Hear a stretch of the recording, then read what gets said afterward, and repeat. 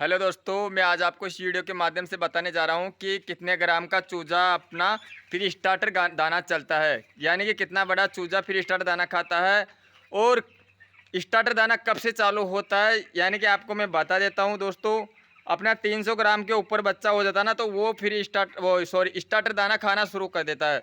यानी कि अपना मोटा मीडियम साइज़ का बाजरे की तरह दाना आता है ना, वो खाना शुरू कर देता है। और अपना फ्री स्टार्टर चलता है।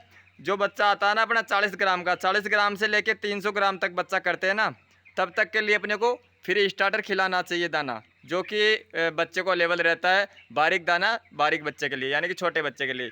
जो अगर अपना वर्ड 300 ग्राम का हो जाता है, 300 ग्राम प्लस कर देता है ना दोस्तों, तो वो फिर अपना स्टार्टर चल जाता है, जो कि मीडियम साइज़ का दाना आता है। सभी को पता है कि पता नहीं है तो मैं बता देता हूँ, 3 तरह का पोल्ट्री में दाना आता है। जैसे कोई लोग अभी 1 बैच निकालें या 2 बैच निकालें, या अपने 6 महीने से कर रहे हैं पोल्ट्री, या 12 महीने से कर रहे हैं, या नए हैं आने वाले हैं, सभी के लिए बता रहा हूँ मैं। ये अपनी जानकारी में एक ऐसी देने जा रहा हूँ जो कि अपना फीड से रिलेटेड और मेडिसिन से रिलेटेड है। जो अपना चिक्स आता है ना, 1 दिन से लेकर 30 से 40 दिन तक, 35 से 40 दिन तक तैयार करते हैं ना बच्चा, तो उन्हीं के लिए ये लिस्ट मैं बताया जा रहा हूँ आपको। तो सभी को वीडियो स्किप नहीं करना है, अपने हिसाब से पूरी वीडियो देखोगे तब आपको ये पता चलेगा कि कितने ग्राम का बच्चा होता है, उसको कितना कैसा दाना चाहिए और कितने ग्राम के बच्चे को कैसा दाना चलता है। तो आज आपको मैं डायरेक्ट शॉर्टकट देसी भाषा में समझाऊंगा कि अपना 40 ग्राम का चूजा आता है पहले दिन पे, तो उसको फ्री स्टार्टर खिलाते हैं। कितने दिन तक खिलाएंगे? 10 से या 12 दिन तक। तो 10-12 दिन के अंदर अपना कितना वजन लेगा वो दोस्तों? वजन ले लेगा अपना वो 300 ग्राम के लमसम, यानी कि 290 ग्राम मान लो आप, या 300 ग्राम, 310 ग्राम या 320 ग्राम, यहाँ से वजन ले सकता है वो। 10-20 ग्राम 300 से ऊपर या नीचे, तो वो आज तक तो खाता है वो अपना फ्री स्टार्टर। और अपना 300 ग्राम बच्चा पार करते ही वजन ले लेता है अपना दाना चल जाता है अपना स्टार्टर, जो कि 12वें दिन या 10वें दिन पे चेंज कर देते हैं। तो आपको 10वें 12वें दिन पे एक तो लियोट्रॉनिक ज़रूर लगानी होती है। जो लियोट्रॉनिक में अपने यहाँ पर राजस्थान में अवेलेबल है, मैं लगाता हूँ ज़्यादातर ले 52। तो लीवर के अंदर वो काम करती है अच्छे से। यानी कि जो दाना अपना चेंज होता है ना, थोड़ा हल्का मोटा हो जाता है ना, तो दाना उसको अच्छी तरह पचा लेता है। और जो लीवर के अंदर काम करता है ना, लीवर मतलब ख़राब ना हो, लीवर में तो दिक्कत ना हो, दाना कम ना उठाए, उसकी वजह से लीवर टॉनिक ज़रूर लगानी चाहिए। तो लीवर टॉनिक अपने कितने लगानी चाहिए दोस्तों, आपको मैं बता देता हूँ। छोटे बच्चों को चलती है अपनी लियोट्रॉनिक 1000 बच्चों को 100 ml। इस चीज़ का आपको या तो डायरी में नोट कर सकते हो, या आपको मैं बता देता हूँ जो याद रख लेना। 100 ml 1000 बच्चों के लिए होती है। 300 ग्राम का बच्चा होना तब के लिए होती है ये। अगर आपका जैसे मान लो 10वें दिन पे चेंज कर रहे हो आप, तो 10वें दिन पे 2 दिन तक लगा सकते हो, कोई दिक्कत नहीं है। वैसे 3 दिन भी लगा सकते हैं, 2 दिन भी लगा सकते हैं, 1 दिन भी लगा सकते हैं। तो इसको ज़्यादातर 2 दिन तो लगाना ही चाहिए। जो लीवर अपने लियोट्रॉनिक दवाई होती है ले 52, 100 ग्राम ml 1000 बच्चों के हिसाब से। तो फिर चलते हैं अपन दोस्तों। जैसे 10 दिन निकल गए, 10 दिन के बाद अगर मान लो अपना 12वां या 13वां दिन है, बच्चा दाना कम ले रहा है, यानी कि आप सोचो कि बच्चे में फ़र्क आ गया दाना लेना। जैसे अपने 10 कट्टे लग रहे हैं, तो सोच लो अगर 9 कट्टे लग रहे हैं, लगने चाहिए 11-12 पर। अगर 10 से बढ़ रहे नहीं है, 10 से घट रहे हैं ना, तो फिर आप लगातार 3 दिन तक लगाना पड़ेगा आपको, क्योंकि ये लीवर में काम करेगी। लीवर के अंदर दाना ज़्यादा खाएगा बच्चा, तो उसके हिसाब से बॉडी वेट ले लेगा। फिर ओटा कंटेनर उसी हिसाब से दाना लेने लग जाएगा जैसे पहले लेता था अपना। तो चलो अपना निकल जाएंगे 18 से 20 दिन तक अपने को इस हिसाब से ही दाना देना है बच्चे को। 18 से 20 दिन ऐसे निकल गए ना दोस्तों, तो फिर जैसे आपको मैं फिर बता देता हूँ कि 20 दिन के ऊपर कितना बच्चा अपना वजन लेता है। तो 300 ग्राम से वजन अब चले जाता है अपना 800 साढ़े 800 ग्राम का बच्चा हो जाता है 20 दिन के ऊपर। 900 ग्राम भी ले लेता है, और 800 भी रह जाता है, 850 भी ले लेता है। कोई फिक्स नहीं रहता है इसका वजन का। देखो 20 दिन के ऊपर बच्चा वजन लेना चाहिए अपना इस हिसाब से, तो 900 ग्राम लेना चाहिए। 900 ग्राम के ऊपर होना चाहिए, पर 900 ग्राम कन्फर्म ले लेगा आपका बच्चा मेरे हिसाब से। आपको जैसे अगर पोल्ट्री में बराबर फीड देते रहते हो, फीड मेडिसिन चलता रहता है बराबर, प्रॉपर पानी के बच्चा ले रहा है पूरा पूरा, तो और उसके अंदर कोई दिक्कत आ जाती है, अगर 10 से 15 दिन के अंदर कोई साउंड आ जाता है या कोई और बीमारी आ जाती है ना, तो उसके अंदर 100-150 ग्राम वजन तो कम लेना ही लेना है, क्योंकि वजन कम ले लेता है फिर बच्चा। तो मैं आपको इस वीडियो के माध्यम से सभी किसान भाइयों को यही समझाना चाहता हूँ इस वीडियो के माध्यम से, कि आपको ये ध्यान रखना है कि 300 ग्राम का बच्चा होते ही फीड चेंज करना है। और जैसे आपका 800 या 850 ग्राम का बच्चा होते ही फीड चेंज करना है, फिर आपको ये बारीक फीड खिलाने में फ़ायदा नहीं है। और बच्चा कैपेबल हो जाता है खाने के लिए दाना। जैसे अपना स्टार्टर दाना चलता है थोड़ा मीडियम साइज़ का आ जाता है, तो मीडियम साइज़ का दाना खाने में कैपेबल है बच्चा, तो उसको ओनली लियोट्रॉनिक लगानी पड़ती है, उसके हिसाब से वो कंटिन्यू पकड़ लेता है। और अपना जब तक दाना मोटा नहीं खिलाते हैं तो फिर पार भी नहीं पड़ती। अगर आपको बड़े बच्चे को मान लो अगर फिर स्टार्टर खिलाओगे तो दिक्कत हो जाती है। तो अपने को 20 दिन बाद फिर चेंज करना होता है फिर, जैसे तो 20 दिन के बाद फिर से आपको 2 दिन तक लियोट्रॉनिक लगानी पड़ेगी। जैसे मैं आपको बता देता हूँ, 20 दिन पे कर लो या 22 दिन पे कर लो, ये 1-2 दिन ऊंचा नीचा चलता रहता है, कोई दिक्कत नहीं है। तो आपका 20वें दिन में 21वें दिन पे 3 वीक का बच्चा हो जाता है, तो आपको 900 से 950 ग्राम वजन ले लेना चाहिए बच्चे को। कहीं के 1 किलो भी हो जाता है, ये मैं नहीं कह सकता। देखो ये तो अपना मैनेजमेंट के ऊपर है, मैनेजमेंट के हिसाब से अगर बच्चा 1 किलो भी ले सकता है, कोई बड़ी बारी बात नहीं है 1 किलो लेना।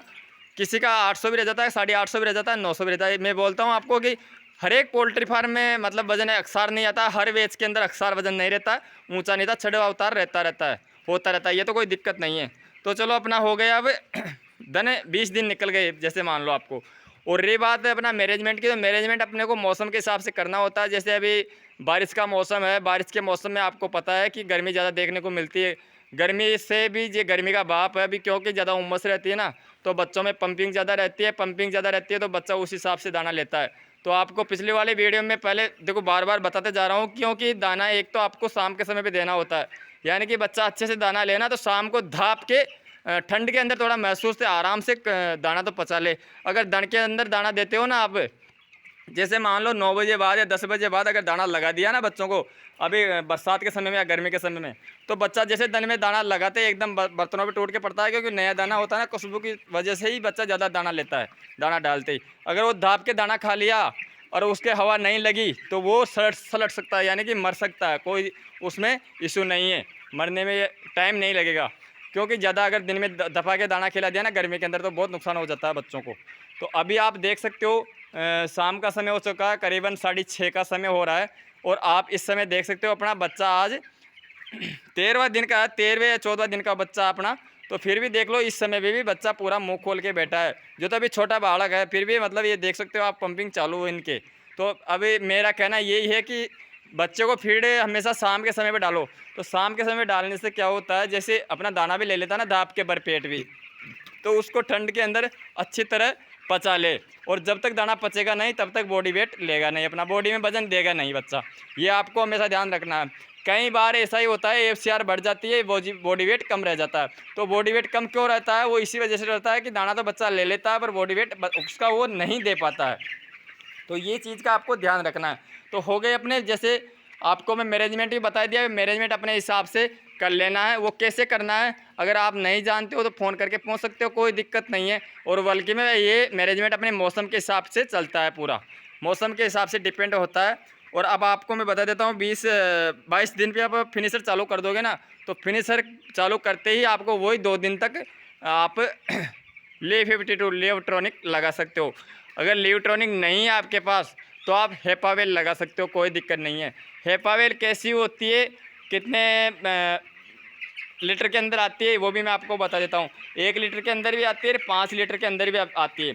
हेपावेल एक ऐसी चीज़ होती है जो लियोट्रॉनिक के साथ साथ अपने किडनी के अंदर भी काम करती है। जिसके बच्चों के किडनी में सोजन आ जाती है ना, तो सोजन आके कई बार बच्चे में मोडल्टियाँ बढ़ जाती है, तो वो लियोट्रॉनिक में भी काम करती है और किडनी में भी काम करती है। जो भी अंदर मतलब बच्चे के पेट में कोई परेशानी रहती है ना, उसको ठीक करती है। तो चलो आपको मैं लाइव दिखाता हूँ हेपावेल कैसा होता है। अपना 5 लीटर के अंदर भी आता है और 1 लीटर के अंदर भी आता है। तो मैं तो मंगा रखा हूँ 10 लीटर। देखो आपको बता देता हूँ हेपावेल कैसा होता है, कितने रुपए की आती है, ये देख सकते हो हेपावेल पी। ये अपने छोटे चूजों से लेकर बड़े 40 दिन के मुर्गों को लगा सकते हैं, कोई दिक्कत नहीं। इसको डोज का ये चक्कर पड़ता है, देखो डोज छोटे बच्चे में कम लगानी पड़ती है, बड़े बच्चों में उस हिसाब से ही लगानी पड़ती है। और समय का समय का ध्यान रखना, आपको समय पे कौन से समय पे लगानी होती है। देखो इसके ऊपर सारा डिटेल आता है, ऐसी कोई दिक्कत नहीं है। 2 वीक के बच्चों को कितना देना है, 10 ml देना है 100 बर्ड को। ये देखो इसमें साफ साफ लिखा है, आपको मैं वीडियो में बता देता हूँ। 10 ml 100 बर्ड को 2 वीक के, मतलब 2 दिन से लेके 1 वीक तक के बच्चों को दिख रहा ना आपको। और फिर देखो डोज बढ़ गई, ये 20 से 25 ml 100 बर्ड को, वही मंथ के लिए आप अच्छी तरह नहीं दिख रहा है, 15 दिन से 1 महीने के लिए, और वही देख सकते हो आप, फिर दिख रहा है ना आपको। उस हिसाब से मतलब हमेशा यही ध्यान रखना है आपको कि बर्ड को एक तो बॉडी वेट के ऊपर मेडिसिन लगता है, ये चीज़ का हमेशा ध्यान रखना। छोटे बच्चे को कम लगती है, बड़े बच्चे को ज़्यादा लगती है। अगर आप छोटे बच्चों के हिसाब से बड़े बच्चों में लगाओगे तो बिल्कुल भी न के बराबर काम करेगी, यानी आप दवाई ही नहीं दिए हो बच्चों को, उस हिसाब से रहता है। तो आप देख सकते हो भी मेरा मैनेजमेंट कि अभी हवा चल रही थी दो, मतलब 4 से 5 बजे तक बहुत तेज़ हवा चली थी, तो डायरेक्ट बच्चों के हवा ना लगे। आपको पता है तेज़ हवा के अंदर गर्मी तो रहेगी नहीं पोल्ट्री के अंदर, तो आप पर्दा डाउन कर दे सकते हो, नीचे वाला कर सकते हो, कोई दिक्कत नहीं। तो मैं एक साइड का, ओनली एक साइड का पर्दा डाउन कर रखा हूँ। क्यों कर रखा हूँ? ताकि बच्चों में डायरेक्ट हवा का अटैक ना लगे। हवा से बच्चों के अंदर जो सांस लेने वाली नली होती है ना, उसके अंदर धूल ना जमे, हवा लेने में परेशानी ना हो बच्चों को, तो इसलिए अपने को नीचे वाला पर्दा डाउन करना होता है। यानी कि बच्चे में, ये छोटे बच्चे में नहीं, अगर आंधी आती है ना तो बड़े बच्चों के अंदर भी अपने को पर्दा डाउन करना ही होता है। ऐसा नहीं है कि पर्दा डाउन पूरा ओपन ही रखो। तो अब जैसे मान लो कि हवा रुक गई, अभी मीडियम साइज़ की हवा चल रही है, मौसम ठंडा पड़ गया, तो उसको पर्दे को वापस ओपन कर सकते हैं, सारी रात खुला रख सकते हैं, कोई दिक्कत नहीं है ऐसा। तो आपको मैं बता ही चुका हूँ। ये दवाई भी दे सकते हो, ये मेडिसिन भी दे सकते हो, हेपावेलपी भी। ये कितने रुपये की आती है आपको बता देता हूँ मैं। ऐसे इसके ऊपर MRP 1965 है इस पर, मतलब इसके 350 रुपये कट जाते हैं। ये किस हिसाब से कट रहे हैं? 12% या 10% के हिसाब से कटते हैं ये। तो 10-12% कटने के बाद आप उसका हिसाब लगा लो कितने रुपए की पड़ गई है ये मेरे हिसाब से 1300-1350 रुपये या 1400 रुपये के समथिंग आई है ये पीपी।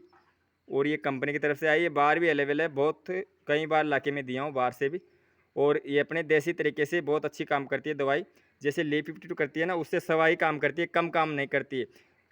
यही ध्यान रखना आपको इस दवाई को देने में कि अपने को कम बच्चे में कम के हिसाब से, 10 बड़े बच्चे में बड़े के हिसाब से देना, बस इस चीज़ का ध्यान रखो। शाम के समय पे दो, अगर ठंड रहे तो दिन के अंदर भी दे सकते हो, कोई दिक्कत नहीं है। जैसे सर्दी का मौसम रहता है, आपको मैं बता दूं, आप सोच लो कि हमेशा शाम ही शाम को देनी है।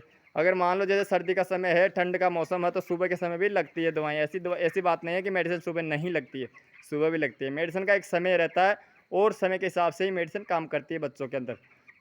और अपना ये दाना का बता दिया मैं आपको कि दाना का ये चेंज करते हैं, अपने को मेडिसिन क्यों देना होता है, और मेडिसिन देने के क्या क्या फ़ायदे होते हैं, और जैसे अपना कितने ग्राम का बच्चे को कितना कैसा दाना खिलाना चाहिए आपको मैं बता चुका हूँ। कि जैसे अपना 1 किलो का या 900 ग्राम का बच्चा हो जाए तो उसको फिनिशर आराम से खिला सकते हो, कोई दिक्कत नहीं है। बॉडी वेट करने का तरीका बता देता हूँ आपको।